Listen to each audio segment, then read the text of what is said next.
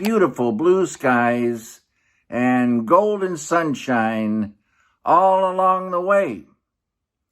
Everyone, have a great day.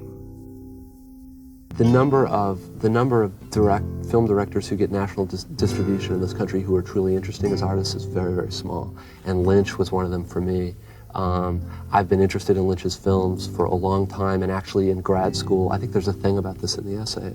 Blue Velvet came at a time for me when I really needed to see it, and it helped me a lot in my own work. And then after that, I went and found Eraserhead and have sort of followed this guy's career, and I find him instructive and useful to think about, for whatever that's worth. David Lynch's love and insight into the underbelly of Americana and Los Angeles is not sort of up my street, but all his entire filmography is so compelling and influential to the work that I do, and I love all of it.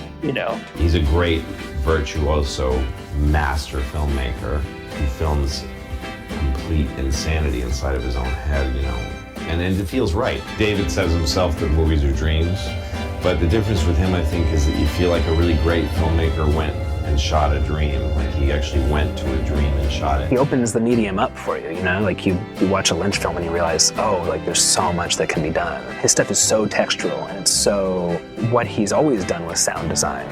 Since his shorts, it's so exciting, and what he was doing with ambient sound and just, it's really unlike anything.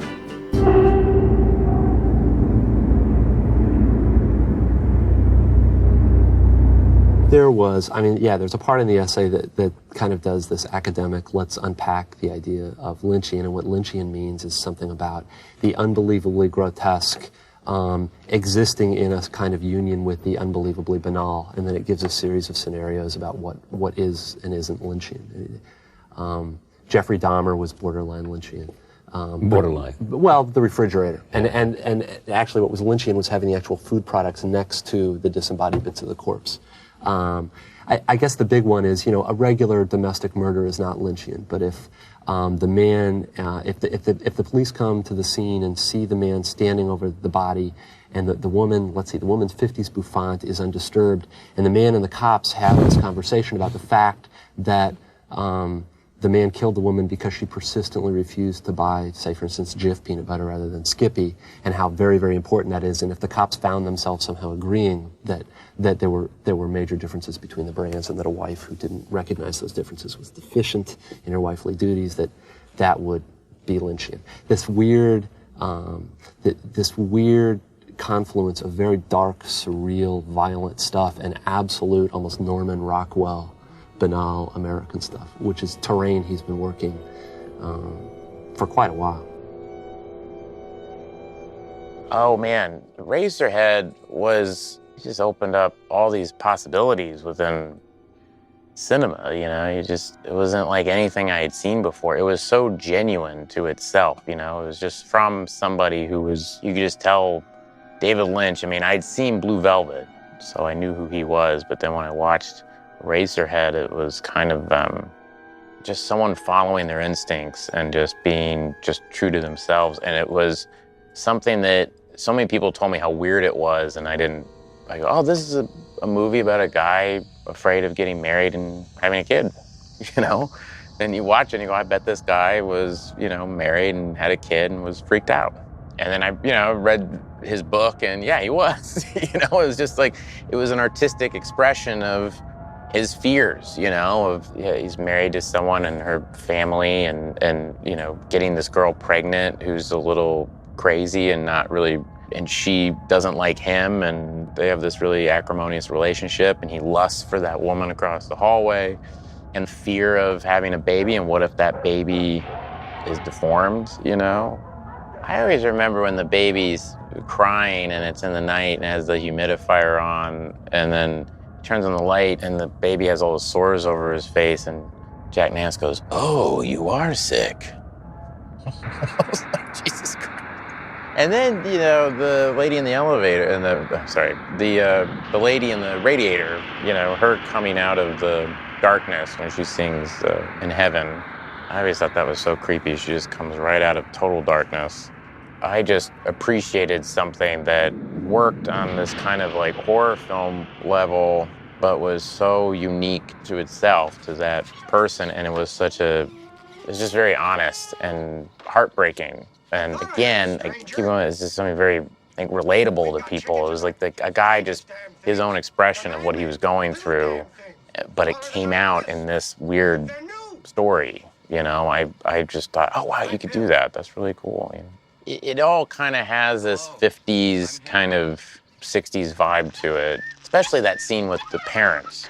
You watch what happens in that scene, and if you don't say what the scene is, but you just put it out in an outline, it is Ozzie and Harriet kind of thing, going to meet the parents, they sit down, they eat dinner and everything like that. But in this one, it's, the chicken starts shooting blood out between its legs, basically, and it's, these close-ups of the orifice, and it's just it's this like terror of, I don't know, sexuality or something, you know what I mean? It's really unnerving, but it means something. It's not just kind of surface and there for effect, In his best stuff, I always feel like there's always this really, really deep meaning to it that I think to him is really simple, right. He says that Eraserhead is his most spiritual film, and that makes a lot of sense to me, but in a way that you can't really articulate, and he certainly won't. Yeah. The world building in that film is really unlike anything else except for maybe other Lynch films. But The Lady in the Radiator really shouldn't work. Like there's something just, so much of Lynch is sort of like deliberately wrong, which he does a lot of in Twin Peaks: The Return. And it's just wrong in the right way. And then, of course, the ending where he kills the baby and I guess he transcends, right? And then he's embraced by the lady in the radiator. I mean, every time I see that film, I'm shocked at that ending because it seems to rush at you and just knock the wind out of you. And I think one reason it works so well is because the rest of the film is so lethargic and so drawn out. And it's very musical and it's cutting and in its rhythm. It's just really extremely slow, but if you give yourself over to it, it's like totally enveloping. I mean, especially just the fact that he was able to bring industrial sensibility too, like that like factory feeling. He talks so much about Philadelphia being his greatest influence, and like what he saw in Philadelphia, he clearly brought to Eraserhead in that like Dickensian world. I was very much inspired by the films of David Lynch. Not so much what the music was doing, but what sound was doing. There's a radiator and I feel like I'm going crazy. Why is that? Because that humming sound in the room is super loud. It miraculously could make you feel incredibly uncomfortable. It's not all meant to just repulse you, but to be able to emotionally set the stage for what I was trying to get across. The way he uses low frequencies, and the way he designs it to be immersive, and is always having these low frequency sounds that are inherently disturbing, because low frequencies are disturbing to mammals, especially humans are mammals, and they're disturbing because they are ingrained in our DNA to signal earthquakes and volcanoes. So this is just a factual reason. And when you utilize the low frequencies properly, you're communicating to a very, very internal, literally internal part of your being. The Elephant Man is awesome. Oh, that's and clear. can't You can see how that's... Can't not. It's like a movie I can't not finish when I start, even though I've seen it a billion times. The Elephant Man was, I guess, his first, his first Hollywood movie, right?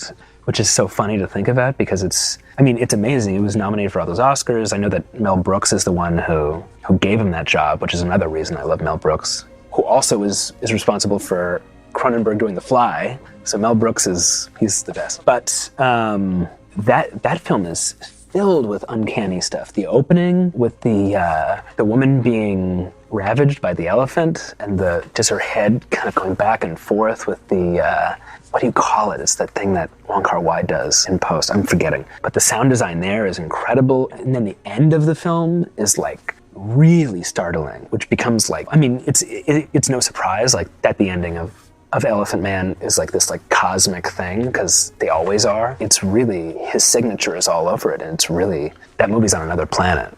And Anthony Hopkins, who I guess he had a hard time with, which maybe, I'm not sure if that's something to say, but yeah, Elephant Man is just really wonderful. It's vivid and textural and like strange in the same way that all of his films are. I mean, obviously, it's a flat out masterpiece. Like again with the Victorian world building, David Lynch's most accessible film, John Hurt, is just absolutely incredible and heartbreaking. Yeah, I mean, I probably watched that movie like once a year, and I would also say that I think Freddie Francis's very best work as a cameraman are his collaborations with Jack Clayton, but also like but this is maybe kind of his best lighting. I studied Freddie Francis's staging like pretty religiously, even in some of the bad Hammer horror movies, and obviously sometimes in the Hammer and Amicus stuff, you feel a sense of like there's efficiency in getting through the day because I only have to do like one long setup instead of like 18 setups to get this scene. But he had such good instincts that it often is like the most elegant way to capture the scene. And so I study that stuff carefully. But yeah, I mean, I don't know. There's a million things we could talk about with the Elephant Man, from the sound design to, I mean, Anthony Hopkins' incredible performance. I mean, what do you guys have to say? But obviously, I mean, the Elephant Man is the one, because it's like, obviously the Elephant Man is in the world of like of my imaginary playground. But this is the one that hits closest. Sure, yeah, no, that makes sense completely for me. Elephant Man is a brilliant film. Yeah, it was so heartbreaking too. I remember my parents telling me about the Elephant Man, and I thought it was sad, about a deformed man who couldn't lay down to sleep, and if he lay down, he'd die. It was just so heartbreaking. And for David Lynch to be able to take that script and to take that and bring some of his own thing to it and his own kind of be intuitive with it, but not smother it, he made like an incredibly handsome movie. You don't think, I give Mel Brooks deserves a lot of credit for seeing Eraserhead and being like, yeah, this guy could shoot Elephant Man with all these massive British actors and something that needs a really specific, gentle touch to it. And John Hurt's performance is amazing, and Anthony Hopkins is the first time he sees him, he just cries. Remember, it's so heartbreaking. And yeah, that was a brilliant scene where he comes in, you don't even show the Elephant Man, it's just Anthony Hopkins' reaction to him, and just one tear goes down his eye. I mean, it's pretty startling that the guy who's doing the guy who did Eraserhead could, on his second film and first big studio film, have this kind of confidence of how to stage things and shoot things. It was pretty amazing. A friend of mine told me he saw Elephant Man in the theater, and there was a scene where the Elephant Man's talking to the singer woman, and it's a very sweet, gentle scene, and she's kind of looking at him like he's a human, and she's saying, it's so nice to meet you, and it's this quiet moment, and the guy in the theater went, "Killer Elephant Man." Like, he's like, this is a monster movie, right? When's Elephant Man gonna start killing people? I like his Dune. Yeah, I do. I absolutely. No, it's very visually satisfying and bonkers. But of course, and when I saw it as a kid, like it didn't, the oddness and the mess didn't strike me. It just seemed like I don't quite get it, but like I'm in for the ride. He mentioned Dune, he was like, please don't talk about Dune. You think the failure of Dune was good for his career? Because it made him understand a system that he didn't want to be part of. What happened to Lynch with Dune, and now I'm getting a lot of this from my research, which was published stuff. It's not like, Mr. Lynch and I had coffee and he told me this stuff. But Lynch's career for a while had a kind of Richard Rodriguez arc to it. Eraserhead, like El Mariachi, this enormously cool independent film, and it attracts the attention of people with money. The first one is Mel Brooks, and Brooks hires him to do The Elephant Man, and The Elephant Man is a fantastic fantastic film, and its lighting and atmospherics, nothing else. So anyway, because of that, Dino De Laurentiis hires him to do Dune, and now Dune at the time is equivalent to what like Twister or The Rock would be now. It's this enormous. This is a product, and there's all this money at stake. And Dune itself, the novel, I don't know if people read it anymore, but it's tremendously complicated science fiction novel. Anyway, so you don't need an hour-long narrative of this, but Lynch does the thing and doesn't do it all that well, but what really happens is the money men come in and they cut, like, I think 35 minutes out of the movie, and it renders the movie incoherent. I mean, literally incoherent. And it was a huge flop, and I think Lynch ate the flop and decided that what he wanted to do is he wanted to, rule over small films rather than serve large corporate ones. I mean, he was really one of the first, we see a lot of them now, the, Cinemax and Fine Line directors, these kind of independents, who are doing stuff a little out of the mainstream but still getting national distribution. As far as I can tell, Lynch really pioneered that ground. He was really the first one to be doing small, eccentric films that got a very wide release, with Blue Velvet being the best example.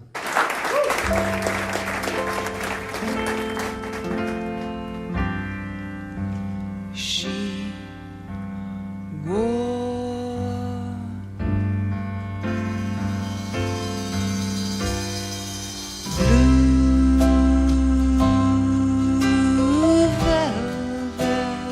Blue Velvet's another one. When oh, you guys gotta check out Blue Velvet. I've shown it to friends and just go, oh wait. Yeah. Isabella Rossellini beaten up, walking down the street. It's terrible. Yeah, it's rough. It's very rough. I'll confess, I haven't seen this movie in quite a long time. It's one of my favorite movies of all time. I don't remember having a big anticipation of Blue Velvet. It actually just sort of appeared, in my view, and I was really, watching everything at that time. So I'd heard about it. I don't want to say, too much about the film, but the time it came out, I will say it was probably the most, I'll never forget it. When Blue Velvet opened, I was in Houston that weekend. So Friday, the first screening, let's say noon, I went to see it at the Galleria in Houston. That theater, at the Galleria Mall, right there in West Houston. And I was sitting with about 6 other people in a big empty theater, but going, okay, I can't believe I'm watching this here, It was the most subversive feeling I ever felt in a theater watching a commercial movie, and it will always be that way. To watch Blue Velvet was just a total mind-blowing experience. So I won't say too much about the film because it's kind of hard to describe, but it's the underbelly of that Reagan era. It's the beautiful little house. It's the underbelly of that. It's what's going on underneath the surface. So the films both has this kind of wonderful 50s innocence in a way, even though it's modern, it's kind of retro, but it's also very, underneath that veneer, there's this kind of violence and crime and terror. I mean, the film kind of unrolls like a nightmare, like a dreamscape, like a lot of Lynch's best films. It sort of has to be taken in, and you could argue, we'll talk about it after, where you think the film really resides. Is it in Jeffrey's mind? Is it, all that? So it's this kind of beautiful, dreamy landscape that only Lynch can do. Opposites colliding everywhere. Thought about it at the time, but yeah, people over the years have interpreted it a million ways. I never really thought, it never crossed my mind, but the Freudian, he's the kid, Frank and Dorothy are the parents. And you have that ear at the very beginning. He says he never saw Lynchian Andalou. I think Lynch, what you have to admire, just so much of his images just kind of come out. You can tell he doesn't filter it, he doesn't question it too much. He's not an intellectual. Lynch, if he were sitting here, the last thing he would want to talk about, or would be willing to talk about, of course, would be any deeper interpretation or even what he was thinking. I don't think he questions it. I think he has this open flow to these, images, and he puts it together in such a unique way. Music goes round, this crazy rock and roll guitar, and then Laura Dern going sailor, like screaming, and then just violence, guitar, and her screaming, lipstick, all those things together pumping at you. I just remember seeing that and just going, oh, for God, this is heaven. What surprised me at a different level is how often David Lynch even he really must be some kind of unconscious genius who really doesn't know how he does it. For example, what is for me the absolutely supreme, most painful scene from Wild at Heart? You remember that traumatic scene where Willem Dafoe, who plays Bobby Peru, the bad guy, harasses Laura Dern. You know, not physically, but just intrusive, like close to her and with that disgusting mouth whispering to her, say fuck me, say fuck me, say fuck me. You remember what then happens? Finally terrorized, she says, fuck me, and you know, it's such a vulgar, you know what he does then? Someday, honey, I will, but I gotta get going. The point is that precisely by treating it, precisely by not raping her, paradoxically, he humiliates her even more. And okay, in a book, Lynch on Lynch, he is asked, how did you come to this scene? And he gives a totally stupid, like, oh, it seems a good line to say, I don't know what it means. He really doesn't know what he is doing, I mean, no? So, but this is often the case with artists. I am not saying, let me be very careful here, I am not saying we had a good Lynch doing movies and a bad Lynch involved in all their Buddhist stuff and so on.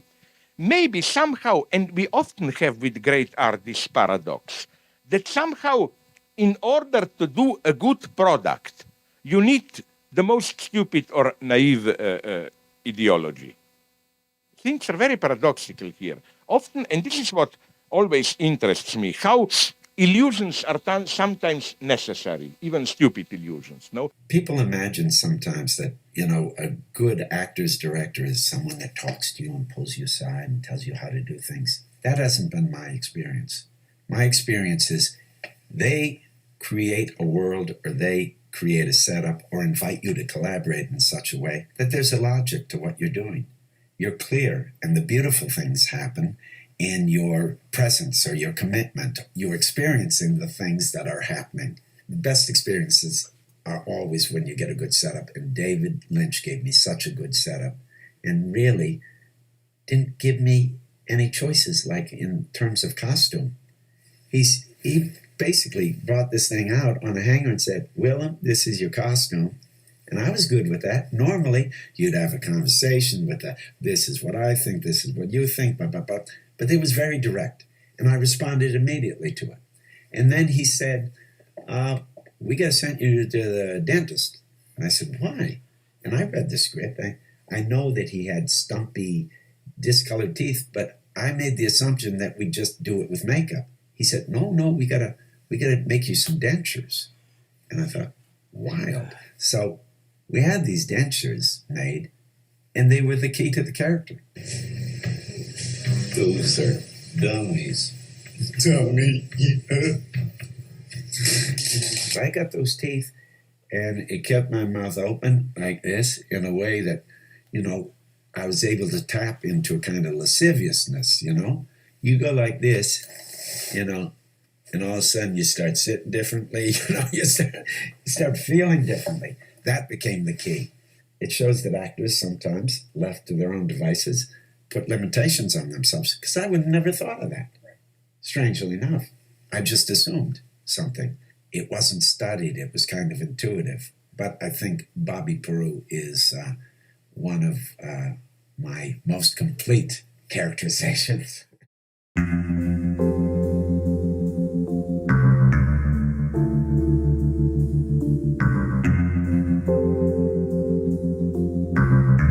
I mean, I think everybody brings their own kind of vibe to something like Twin Peaks. And David is kind of open to all of that and lets it all kind of exist in this, which I love the image of the garden. So there are all these different types of smells and sounds and sensations that exist on this show.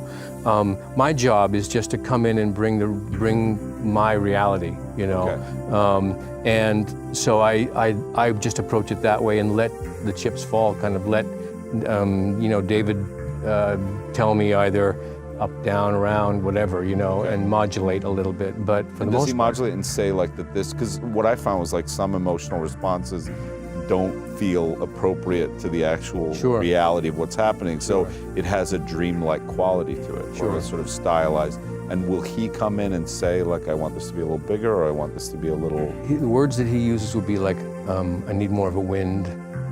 Really? Yeah, or like... He's like a Zen master more about mystery here, or... Wow. One of my favorites is Elvis. Think Elvis. Really? I love that, yeah. And as an actor, I love that because it gives you a whole kind of ball of stuff that you can work with there. It's like, well, what you don't, and it's not cerebral. You can't suddenly start thinking Elvis. So what does he mean by Elvis? Oh, it could be this. Could be. It's just you have to, you have to take the pill, swallow the pill, breathe in the gas, whatever, and then just go with it. It's a color, yeah. It is definitely a color.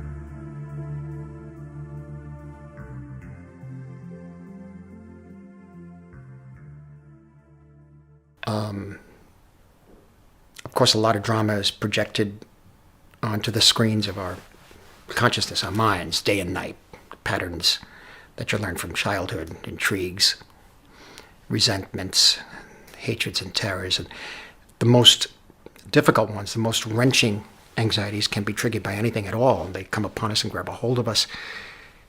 And we identify them as real because they're so immediate. And I guess the common response is to tough it out.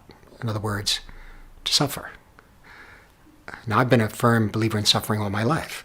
My pictures are kind of volatile, and they certainly can attest to that. And yet, recently, I learned that you may not have to suffer to make them as much. May not be the way it's supposed to be. I think of children. Children are particularly susceptible to absorbing the anxieties, their anxieties. They look at the adult world. They see a scary place, big. They try to read the looks and the gestures of the adults. They try to master it all, whether it's homework, mathematics, or the entanglements, the emotional entanglements between the parents. And for veterans who've endured the trauma of war, I can only imagine the potential barriers, the fears and the suffering. So for the last few years, I've been practicing meditation, trying, and it's difficult to describe the effect it's had on my life. I can only mention maybe a few words: calm, clarity, a balance, and at times a recognition. And it's made a difference. On this night, as you're trying to raise the funds necessary to bring meditation, transcendental meditation, to students, veterans, homeless men and women, Native Americans, anyone suffering from strong stress, I want to thank you. And I encourage all of you gathered here tonight to support this foundation, David's Foundation.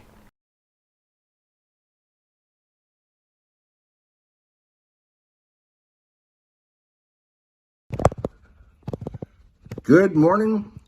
It's December 16, 2022, and if you can believe it, it's a Friday once again. Here in LA, a cloudy morning. Quite a breeze blowing right now.